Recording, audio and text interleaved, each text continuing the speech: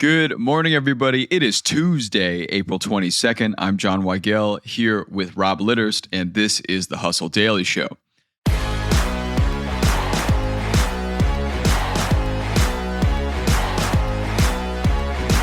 The multi-billion-dollar frozen pizza industry just loves a recession. Since 2008, the frozen aisle really heats up whenever there's a big economic downturn in the US, and that holds true to right now. So why are people going for the DiGiorno's now more than ever, and will 2025 be the biggest year yet for frozen pizza? We'll chat about that in a bit, but first, let's give the hits and headlines in business and tech.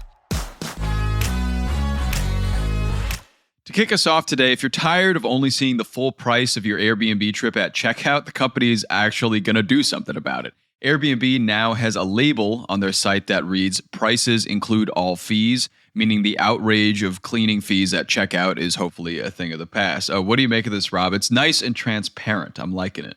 100%. I think it's a great move in price transparency. I think every hotel brand should follow suit. I think pretty much every event brand should follow suit. I mean, this is like the same thing you see when you buy concert tickets. Oh, yeah. StubHub, Ticketmaster, like all of them do this stuff. I know Airbnb's gotten a lot of flack for this in the past, and I think it's something that they've had on the agenda to change for a long time. But I think technically it was really hard to do because there are like a lot of different types of fees and they vary by different locations and stuff like that. But love that they prioritize this, very customer friendly. Yeah. And hopefully will not lead to any like bait and switch type moves that could have been interpreted in the past where, you know, someone sees a cheaper fee and then ends up paying double for the room. Yeah, no, it definitely helps when you're filtering by price too, so that you're like, oh, if you wanted something that's like $80 a night, it's not actually like $120 a night. It's actually $80 a night. So that's nice. Yeah. Next up, Chipotle is heading out to Mexico in early 2026. The bowl and burrito company is going to open its first ever restaurant in Mexico. Chipotle has been trying to expand internationally in recent years, but with the new tariffs, the process seems to be picking up quite a bit. Rob, I know we were just talking before this, but we were both just surprised that Chipotle doesn't have a location in Mexico anywhere. Yeah, I mean, I guess it shouldn't be surprising because obviously there's more authentic Mexican food in Mexico than Chipotle. I would hope so. But it just still feels super ironic that there's no Chipotle in Mexico until now. Yeah. All of this is making me really hungry for Chipotle, though. I might legitimately run out and grab Chipotle after this. You should. Given that information, though, I'm interested to see how it does in Mexico because if you have a Chipotle on the street, but you also have a bunch of taco places and burrito places around the corner that are doing it for way cheaper, I'm kind of like would probably rather do that. But, you know, I don't know. Being a tourist versus living in Mexico are two different things. So maybe it might be welcome. 100%. Yeah. All right. From there, let's talk some shipping. Deutsche Post stopped shipments valued above $800 to the U.S. as of yesterday. Previously, packages worth up to $2,500 could enter the country with little paperwork, but that threshold was lowered alongside tariff changes. DHL said that the change caused a surge in customs clearances, and the pause will be in effect until further notice. And from there, we hit the Vitamin Shop. The Vitamin Shop has a brand new owner, PE firms Kingwood Capital Management, which also owns Cost Plus World Market and Performance Investment Partners, is going to acquire the retailer from Franchise Group for $193.5 million and plan to upgrade its stores and its digital platform. Rob, some other company getting swept up by a PE firm. Yeah, I mean, I think Vitamin Shop, like, very unsurprising to me that they are getting swept up by PE. I honestly kind of figured that they were already owned by private equity. They're just one of those like retailers that, like, there's so many alternatives online. Oh, yeah. You can get, you know, any supplement on Amazon. You can get anything for working out on Amazon. There's like bodybuilding.com. There's so many different online places to get the types of things that Vitamin Shop sells, that it's genuinely surprising to me that they still had a brick and mortar business. I guess GNC is probably like their biggest competitor. Yeah, I think, you know, there's probably some bloat in the Vitamin Shop, which makes it a great fit for private equity. And I would imagine that there's some cost cutting that they can do and some optimizations that they can make that will make it a really solid business. Yeah, it's definitely a business that's in need of a modernization a bit because, you know, I don't really hear much about Vitamin Shop's digital offerings or what they do on social or anything like that. So I think that this could be a nice jolt for the company. I don't know exactly how they've been performing in the past, but I expect business to pick up quite literally pretty soon. Totally.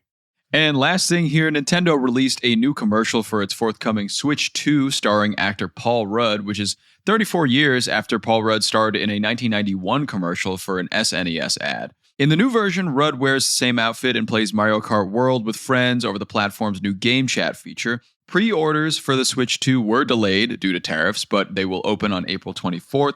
Its $450 price tag also remains the same.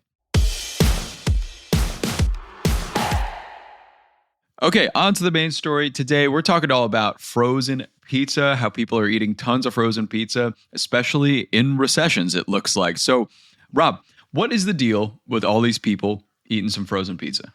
Well, it's funny you should ask, John. So people often turn to frozen food during tough economic times with good reason. It's obviously cheaper than eating out, and often it can be even cheaper than, buying your own ingredients and making your own food. Yeah, sure. For example, in 2009, during the Great Recession, frozen food sales grew by over 3%.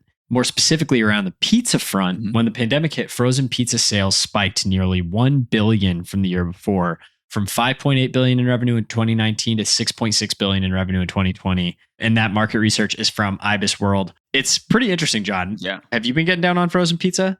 Dude, I don't think I've ever bought or consumed or heated up a frozen pizza in my entire life. That's incredible. I just haven't. I don't know. Just being in New York, of all places, I could just walk around the street and get a slice. So maybe it just doesn't affect me as much. But I know it's hugely popular. You were just telling me that you had some last Friday.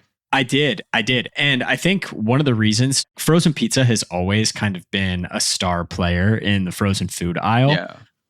Which I think is why out of this entire category, you often see frozen pizza rising above. Oh, for sure. But there are other reasons though. So I think a lot of people think frozen pizza and they think either like Stouffer's, which the Stouffer's French bread is absolutely elite. So I completely agree there. Hey, yeah, no, do not come at me with the Stouffer's mac and cheese. Yeah. I will eat that. No problem. Clean it. Yeah, I am not going to say anything bad about Stouffer's. That is an American institution. I am not touching that. Frozen pizza has gotten kind of a glow up in recent years, though. Yeah. The quality has improved dramatically. There are a lot more varieties. So my wife, for instance, is gluten-free. She doesn't eat gluten. And so you can get frozen pizzas with cauliflower crusts. Oh, wow. Which we actually did on Friday. And you can also get way better ingredients. So like for frozen pizzas now, you can get hot honey, you can get prosciutto, you can get basil. We're not talking just cheese, pepperoni, veggie anymore. It's gotten a lot broader. Wow. And I think one of the most interesting things is restaurant brands have also launched their own frozen pizza offerings so people can get something that tastes like the out to eat experience at home. And you mentioned I had frozen pizza on Friday, and I did. And my favorite frozen pizza brand is called Cape Cod Cafe. Oh, okay. Never heard of it. How is it? What does it come with? What are the toppings? What are we working with? Oh, yeah. I'll give you the breakdown. So Cape Cod Cafe is a very specific type of pizza. It's a South Shore, Massachusetts pizza place. And it's this type of pizza called bar pizza. Oh, yes. I'm familiar. Which is very thin, often very charred, and lends itself very, very well to frozen pizza. Like you can make it very, very well at home. And so I just completely fell in love with Cape Cod Cafe frozen pizza during the pandemic. We ate a ton of it. They do cheese, pepperoni, mushroom, veggie, buffalo chicken. I think those are the main varietals, but it is delicious, John.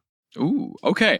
See, I'm going to have to get on this because, everybody's been saying that frozen pizza has kind of picked up. And, thanks to this reporting by Emily Stewart at Business Insider, they had a lot of stuff in this article about why frozen pizza is so big nowadays. One thing is because it's a little cheaper. You save a little bit by staying home. But another reason, as you're bringing it up, it's actually really good in a lot of cases. And I just haven't been exposed to it. So maybe I got to get on that bandwagon sometime soon.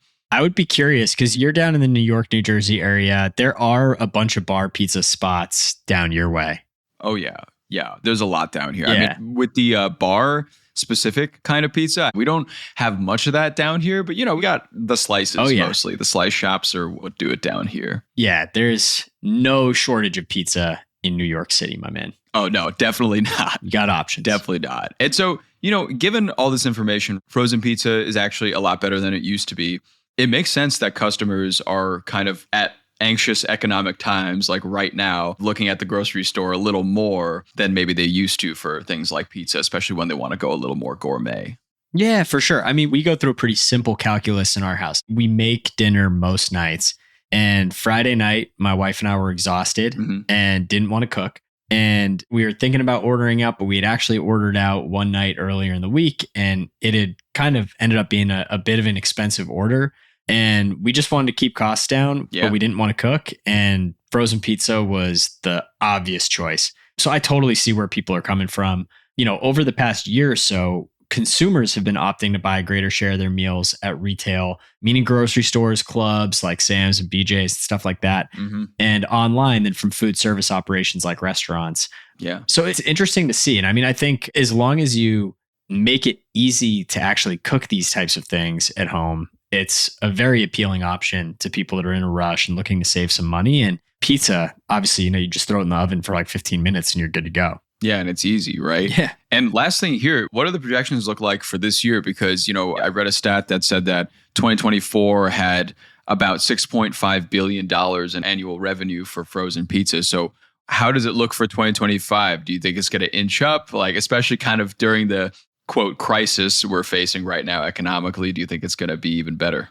Yeah, it's funny you ask. So obviously, like people are looking at frozen pizza as a potential recession indicator, but analysts aren't exactly forecasting frozen pizza sales at this point. Okay. They're not forecasting an economic freakout induced spike like the ones in 2009 or 2020 quite yet, in part because it doesn't really seem like it's clear what's going to happen in the overall economy.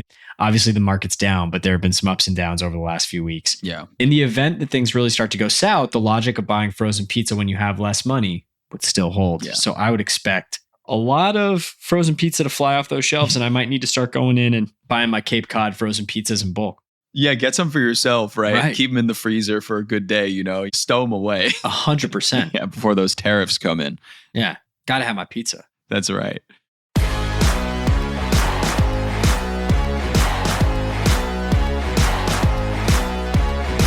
All right, that's going to do it for us today. Thanks for tuning into the Hustle Daily Show. We're a proud part of HubSpot Media. Our editor is Robert Hartwig, and our executive producer is Darren Clark.